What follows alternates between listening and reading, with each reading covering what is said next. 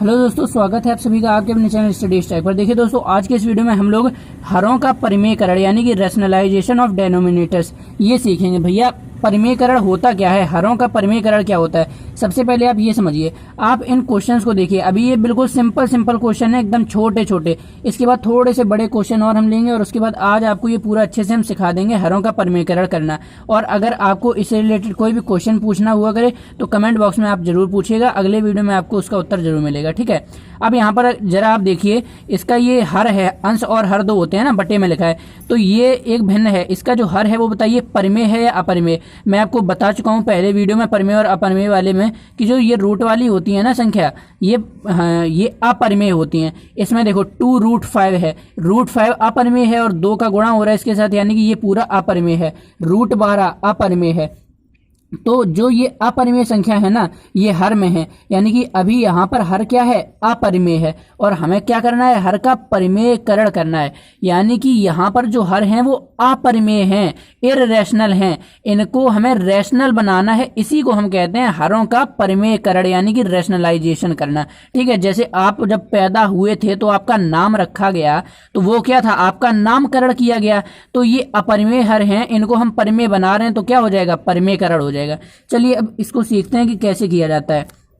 तो यहां पर आप देखिए क्या दिया है, 3√5 आपको ये दिया है, यहां लिख लीजिए। इसके बाद अब आपको क्या करना है कि नीचे ये जो √5 है ये क्या है, अपरिमेय है, तो आपको इसे परिमेय बनाना है। तो आप क्या कीजिए यहाँ पर कि यहाँ पर आप अगर बताइए जरा कि यहाँ पर अगर √5 का आप मल्टीप्लाई कर दें तो कैसा रहेगा, एकदम बढ़िया रहेगा। क्यों, √5 का मल्टीप्लाई कर देंगे तो देखिए, अगर नीचे हर में मल्टीप्लाई किया है तो ऊपर अंश में भी मल्टीप्लाई करना पड़ता है, ये बात मालूम है आपको। ठीक है, इसके बाद ऊपर देखिए मल्टीप्लाई कीजिए तो क्या आएगा, 3√5 ये आ जाएगा। और बटे में ये देखिए √5 का √5 से गुणा हो रहा है, यानी कि एक रूट बन जाएगा और 5 गुणा 5 ये इसके अंदर आ गया। और भैया आप भी जानते हैं ये ऊपर तो 3√5 है और बटे में जब एक रूट के अंदर एक जैसी दो संख्याओं का पेयर बन जाता है तो उनमें एक बाहर निकल आती है, तो 3√5/5 ये क्या हो गया, ये इसका आंसर हो गया। तो भैया जरा बताइए कि ये √5 जो नीचे था ना, इसको हमने ऊपर कर दिया भैया, ऊपर इसको लात मार के हमने भगा दिया। क्या किया, तो नीचे अब क्या बचा, 5 बचा ना। और 5 क्या है, 5 एक रैशनल नंबर यानी कि परिमेय संख्या है। यानी कि पहले ये जो था क्वेश्चन, इसमें ये जो हर था ये अपरिमेय था, इसको हमने क्या बना दिया, परिमेय बना दिया। इसी को कहते हैं परिमेयकरण यानी कि रैशनलाइजेशन। अगला सवाल देखते हैं। देखिए अगला सवाल है 3/2√5। इसमें क्या करना है भैया, इसमें हमें करना है इसका परिमेयकरण। तो यहां भी देखो कितना सिंपल है, आप यहां पर चाहे तो 2√5 पूरे का मल्टीप्लाई करा दो। ठीक है, चलो 2√5 का, तो नीचे का 2√5 का कराया तो ऊपर भी 2√5 का मल्टीप्लाई होगा। अब देखिए 3 का जब 2√5 के साथ होगा तो क्या आएगा, 3 दूनी 6 आ जाएगा और यहाँ पर √5 आ जाएगा। बटे में 2 का 2 से होगा तो 4 आ जाएगा और √5 का √5 से होगा। अभी देखो मैंने आपको बताया √5 का √5 से होगा तो एक रूट के अंदर 5 दो पेयर बन जाएंगे ना, तो एक 5 बाहर निकल आएगा, यानी कि 2 का 2 से किया तो 4 आ गया। और इसके बीच में क्या होता है, गुणा होता है ना, √5 का √5 से करेंगे तो आपका क्या आ गया, 5 आ गया। इसके बाद देखिए कुछ कट रहा है तो काट लीजिए। देखिए यहाँ पर 2 3 6 और 2 दूनी 4 ये आपका आ गया। इसके बाद क्या है 3√5 अपॉन में 2 पंजे 10। अब यहाँ पर और कुछ कटने वाला तो है नहीं, इसलिए हम क्या करेंगे, और कुछ नहीं काटेंगे। ये आपका क्या हो जाएगा, ये आपका आंसर हो जाएगा। आई होप दोस्तों आपको ये समझ में आया होगा। अभी ये मैं आपको बेसिक से सिखा रहा हूँ, इसके बाद और थोड़े बड़े बड़े सवाल करवाऊंगा, आपको पूरा अच्छे से समझ में आ जाएगा। ठीक है, बस वीडियो को आपको पूरा लास्ट तक देखना है, आपको सब कुछ समझ में आ जाएगा। यहाँ पर आप क्या कर सकते थे, यहाँ पर आप केवल √5 का गुणा करते तब भी काम चल जाता। देखो ना, यहाँ पर 2 का गुणा ना करते, केवल √5 करते तो क्या आ जाता, 2 और √5 से √5 रूट से रूट चला जाता है, यानी कि √5 जो है इसका √5 से करते तो 5 आता है और 5 दूनी 10, तो लास्ट में आपका यही आ जाता है। ठीक है, और ऊपर 3 का √5 से हो जाता है। यानी कि आपको टोटल मिला के क्या करना है कि नीचे से रूट को गायब करना है, जैसे भी कर पाओ कर लो। लेकिन भैया वहां पर मैथ का कोई रूल लगना चाहिए, ये नहीं कि बस हमने ये √5 उठा के ऊपर कर दिया, कैसे हुआ हमें नहीं पता। तो क्या करना है कि कोई रूल तो लगना चाहिए ना, आप स्टेप बाय स्टेप एक रूल के हिसाब से तो करेंगे। जैसे कि ये रूल था कि भैया हमने यहाँ पर हर में 2√5 का गुणा किया, तो हर में किया है तो अंश में भी करना होता है। ये मैथ का रूल होता है कि जो आप नीचे का गुणा करेंगे नीचे जितने में उतना ही ऊपर भी गुणा करेंगे। मान लीजिए यहाँ में कुछ जोड़ना होता है तो नीचे जितना जोड़ते उतना ही ऊपर जोड़ते, ये मैथ का रूल होता है। तो रूल के हिसाब से आपको क्या करना है कि नीचे जो ये रूट वाली संख्या है ना, नीचे से रूट वाली संख्या को हटा देना है, बस यही होता है परिमेयकरण। अब आप जैसे तैसे तैसे जैसे भी कर पाए वैसे आपको ये करना है। तो अगर आप यहाँ केवल √5 का मल्टीप्लाई कराते तब भी आपका क्या होता, यही आंसर आता। 2√5 का करा दिया तब भी आपका यही आया कट पिट के, ठीक है। ये देखिए अगला क्वेश्चन है, अगला क्वेश्चन एकदम टुच्चा सा सवाल है। 1/√12 दिया है, क्या करना भैया, √12 है तो अगर आप √12 का ही मल्टीप्लाई करा देंगे तो यही हो जाएगा कि रूट के अंदर 12 गुणा 12, 2 पेयर बन जाएगा ना, जैसे यहाँ बना था, और 1 12 बाहर आ जाएगा। अब जरा बताइए कि यहाँ पर √12 का हर में कराया है तो अंश में भी कराना पड़ेगा, तो √12 का 1 से कराएंगे तो √12 आ जाएगा, बटे में √12 का √12 से कराएंगे तो क्या आएगा, पेयर बन जाएगा अंदर। ये देखिए रूट के अंदर 12 गुणे 12 का पेयर बन जाएगा, 1 12 बाहर निकल आएगा, यानी कि ये आपका क्या आ गया, ये आपका आ गया यहाँ 12। अब देखिए इसके बाद ये और भी सॉल्व हो सकता है क्या, बिल्कुल हो सकता है। √12 को हम क्या लिखते हैं, बस ये यहीं पे बच्चे फंस जाते हैं कि यहाँ √12 बटे 12 बस ये लिख के छोड़ देते हैं। यहाँ पर जरा आंखें फैलाकर देखो तो ये जो 12 है इसको हम रूट के अंदर 4 गुणे 3 लिख सकते हैं, क्यों, 4 3 12 होता है, ये भी वही लिखा है, ये भी वही लिखा है, बस इसको तोड़ के लिख लिया, अपॉन में 12, ठीक। इसके बाद क्या है, रूट के अंदर ये देखो रूट के अंदर क्या है, 4 गुणा 3 है ना, 4 को क्या लिख सकते हैं, 2 गुणा 2, 4 को ये लिख लिया और गुणा में 3, देखो तब भी तो 12 ही आ रहा है, 2 दूनी 4 3 12 और अपॉन में 12 है ही, ठीक है। इसके बाद यहाँ पर देखिए, यहाँ पर आपका देखो रूट के अंदर क्या बन गया, पेयर बन गया। रूट के अंदर जब पेयर बन जाता है तो उनमें से एक बाहर आ जाती है, यानी कि इन 2 के पेयर में से 1 2 बाहर आ जाएगा और ये √3 बेचारा अकेला यहाँ फंस जाएगा। ये जो 3 है ये रूट के अंदर फंस जाएगा, क्यों, इसका साथ का मिला ही नहीं, जोड़ेदार मिला ही नहीं, और अपॉन में क्या है 12 है, बिल्कुल। अभी ये देखो 2 1 2, 2 6 12 कट गया तो क्या आ गया आपका √3/6, ये आपका आंसर आ गया। तो आई होप आपको समझ में आया होगा कि परिमेयकरण क्या होता है, कि जो आपकी हर है ना वो अपरिमेय थी यहाँ पर, तो हमने क्या किया, जैसे तैसे कैसे भी हमें बस क्या करना था, मैथ के रूल के हिसाब से यहाँ से ये रूट वाली संख्या हटानी थी, देखो हमने हटा ली ना, तो अब जैसे भी आप कर सकते हैं वैसे आप करेंगे, ठीक है। आई होप आपको ये इतना समझ में आया होगा। मेन मतलब था ना ये परिमेयकरण का, वो मैंने आपको सिखा दिया है कि कैसे परिमेयकरण किया जाता है, और अब आप जब ऐसे सवालों की प्रैक्टिस करेंगे ना आपका अपने ही आप दिमाग खुल जाएगा, ठीक है। अब चलिए थोड़ा बड़ा सवाल लेते हैं।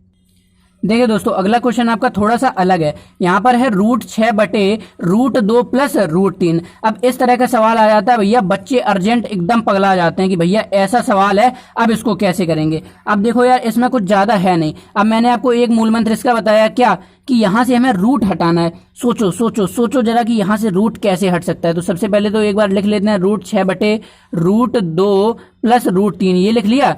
अब इसके बाद भैया किसका गुणा करने की नीचे जो है ना ये आपका क्या हो जाए कि आपका नीचे से रूट वाली संख्या हट जाए, यानी कि ये अपरिमेय है ना ये परिमेय बन जाए।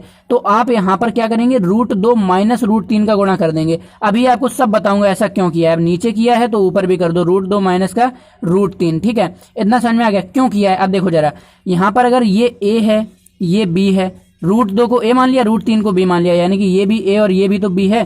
तो यहाँ देखो a प्लस b और a माइनस b फॉर्मूला बन गया भैया, आप बधाई हो, और आपका आंसर यहीं से आ जाएगा। क्यों, a प्लस बी और a माइनस बी किसका फॉर्मूला होता है, a² माइनस b², इसीलिए ना हमने ये किया। तो हमेशा याद रखिए किसी भी तरह का सवाल आए आपको, अगर ऐसा सवाल है तो क्या करना है, यहाँ पर जो संख्या दी है ना √2 प्लस √3 इस तरह से दिया है, ठीक है। तो आपको क्या करना है कि इसके कॉन्जुगेट से गुणा कर देना है, यानी कि √2 प्लस √3 लिखा है ना तो √2 माइनस √3 से गुणा कर देना है। मान लो यहाँ पर लिखा होता बटे में 4√3 और प्लस का 5 ये लिखा होता, तो आप क्या करते, तो किससे गुणा करते, 4√3 माइनस का 5 से आप गुणा करते, क्या करते 4√3 माइनस के 5 से। आई होप आपको समझ में आया होगा। ये इसका मूल मंत्र है भैया, कि यहाँ पर जो दिया हो ना, बस अगर यहाँ प्लस है संख्या आपको वही लिखनी है जो आगे पीछे दी है, अगर यहाँ प्लस है तो यहाँ माइनस। मान लो यहाँ अगर √2 माइनस √3 होता तो यहाँ √2, तो आप यहाँ क्या करते, √2 प्लस √3 का मल्टीप्लाई करते, यानी कि अगर यहाँ प्लस है तो ये माइनस से मल्टीप्लाई करना और यहाँ माइनस है तो ये प्लस से, ठीक है। अब बस आपका आंसर निकल के चला आएगा। देखिए क्या करेंगे, √6 का गुणा होना है किससे, √2 माइनस √3 से होना है ना, तो इस तरह से √2 माइनस √3, एक बार हमने ब्रैकेट में इसको लिख लिया, ठीक है, बंद करके। अब इसके बाद जरा देखो, इसके बाद यहाँ पर देखो तो a plus B a minus B का बन गया, तो a यहाँ पर क्या है, √2 है, यानी कि a² और माइनस b², b क्या है, √3 है, तो √3 का स्क्वायर। चलो अब आगे करते हैं। तो अब जरा यहाँ पर भिड़ा दो, इसमें जरा √6 का मल्टीप्लाई कराओ, तो √6 से जब इसमें कराएंगे √2 में तो क्या आएगा, √12 आ जाएगा। क्यों, एक रूट बन जाएगा और 6 दूनी 12 आ गया। इसके बाद माइनस 6 का जब इसमें करा दोगे 6 तिया 18, एक अंडर रूट के अंदर 6 तिया 18 बन गया।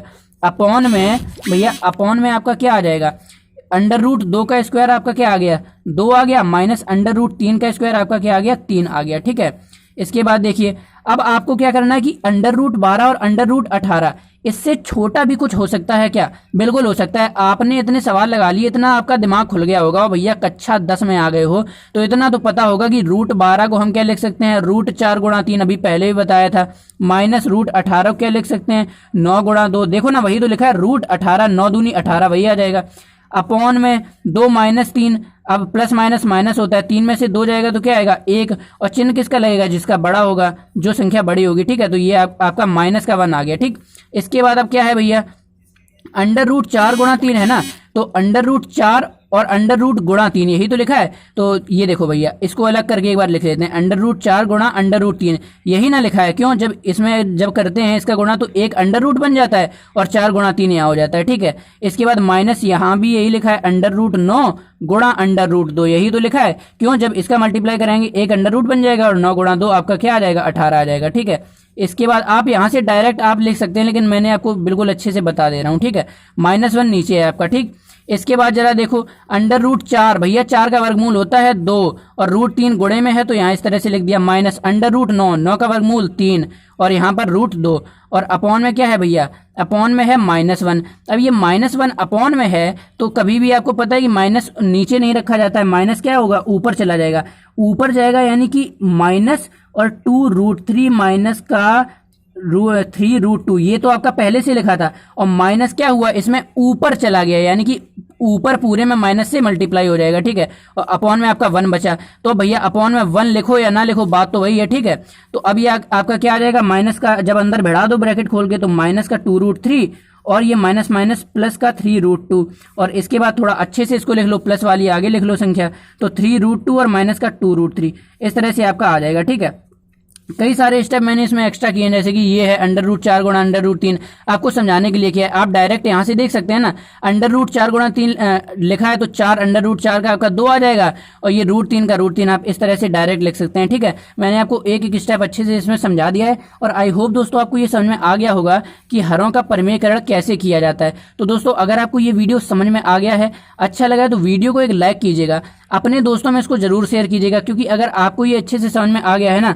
तो उनको भी अच्छे से समझ में आ जाएगा। तो अपने दोस्तों में ये वीडियो जरूर शेयर कीजिएगा। ठीक है, और वीडियो को ज्यादा से ज्यादा लाइक कीजिए ताकि यूट्यूब भी ये वीडियो और बच्चों तक रिकमेंड करे जिनको ये जरूरत है। और अगर आप ऐसे ही बेसिक मैथ्स की वीडियोस पढ़ना चाहते हैं और क्लास 10th की अगर आप तैयारी कर रहे हैं तो हमारे चैनल को जरूर सब्सक्राइब कर लीजिए।